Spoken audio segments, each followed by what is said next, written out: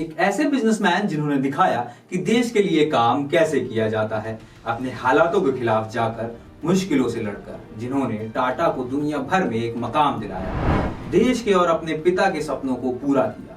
वो कहते हैं ना कि जूतों में बाटा और स्टील में टाटा का कोई मैच नहीं। जी हाँ, आज हम याद कर रहे हैं दोराबजी टाटा जी को उनके 161वें जन्मदिन।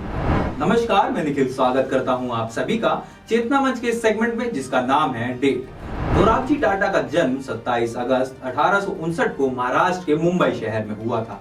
धनी पारसी परिवार में जन्मे दोराबजी जमशेदजी टाटा और हीराबाई के बड़े बेटे थे। उन्होंने अपनी प्राथमिक शिक्षा बॉम्बे के प्रोप्राइटी हाई स्कूल से पूरी की। उसके बाद वे साल 1875 में इंग्लैंड चले गए।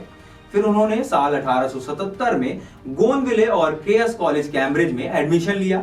वहां वो 2 साल तक रहे। दोराबजी साल 1879 में फिर वापस बॉम्बे लौट आए। इसके बाद यहाँ उन्होंने सेंट जेवियर्स कॉलेज में अपनी पढ़ाई जारी रखी और साल 1882 में उन्होंने अपनी स्नातक की डिग्री यानी कि बैचलर की डिग्री प्राप्त कर ली। आपको बता दें कि उन्होंने अपने करियर की शुरुआत एक पत्रकार के रूप में बॉम्बे गैजेट से की थी और वहां उन्होंने लगभग 2 साल तक काम भी किया। लेकिन बाद में साल 1884 में वो अपने पिता की फर्म कपास व्यापार विभाग में कार्य करने लग गए। इस दौरान उन्होंने व्यवसाय के काम की बारीकियां सीखी। इसके बाद दोराबजी के पिता जमशेद जी ने अपने एक पारसी दोस्त की बेटी मेहरबाई से दोराबजी टाटा की साल 1897 में शादी कर दी, परंतु इन दोनों की कोई संतान नहीं थी। फिर दोराबजी ने व्यवसाय के क्षेत्र में इस कदर उपलब्धियां हासिल की कि इसके बाद दोराबजी टाटा ने अपने पिता जमशेदजी टाटा के सपनों को साकार कर दिखाया। उन्होंने साल 1907 में टाटा स्टील ग्रुप की स्थापना की, जो पहले Tata iron and steel company limited यानी कि टिस्को के नाम से जानी जाती थी। दोराबजी ने साल 1911 में टाटा पावर की स्थापना की और यहीं पर उन्होंने जमशेदपुर नामक एक शहर भी बसाया। उनकी देखरेख में 3 कपास मिल, ताज होटल बॉम्बे, भारत की सबसे बड़ी निजी क्षेत्र की स्टील कंपनी, 3 इलेक्ट्रिक कंपनियां और भारत की प्रमुख बीमा कंपनियां शामिल थीं।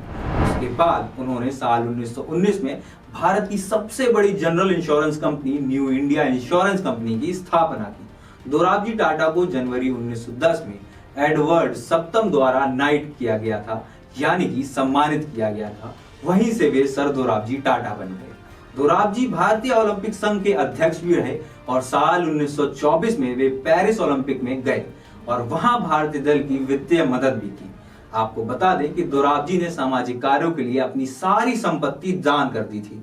दरअसल दोराबजी टाटा की पत्नी मेहरबाई टाटा की साल 1931 में 52 साल की उम्र में ल्यूकेमिया के से मृत्यु हो गई थी। फिर उनके देहांत के बाद दोराबजी ने लेडी टाटा मेमोरियल ट्रस्ट की स्थापना की। इस ट्रस्ट का मुख्य उद्देश्य रक्त संबंधी रोगों की खोज और अध्ययन में सहायता करना था। उन्होंने अपनी सारी संपत्ति अपने नाम से स्थापित ट्रस्ट को सार्वजनिक कार्यों के लिए दे दी। इस राशि को कैंसर के इलाज के लिए स्थापित Tata memorial hospital, Tata institute of social sciences और टाटा अनुसंधान संस्थान आदि पर खर्च किया जाता था। दोराबजी टाटा दुनिया भर में स्टील मैन के नाम से जाने जाते थे। उनका भी 73 साल की उम्र में 3 जून साल 1932 को जर्मनी के बैड किसिंगन में निधन हो गया और वो आज भी इंग्लैंड के वोकिंग में ब्रुकवुड कब्रिस्तान में अपनी पत्नी मेहरबाई के साथ दफन। आज के डेट का सफर इतना ही। मिलता हूं दोस्तों आपसे अगली डेट पर। अपना ख्याल रखिएगा।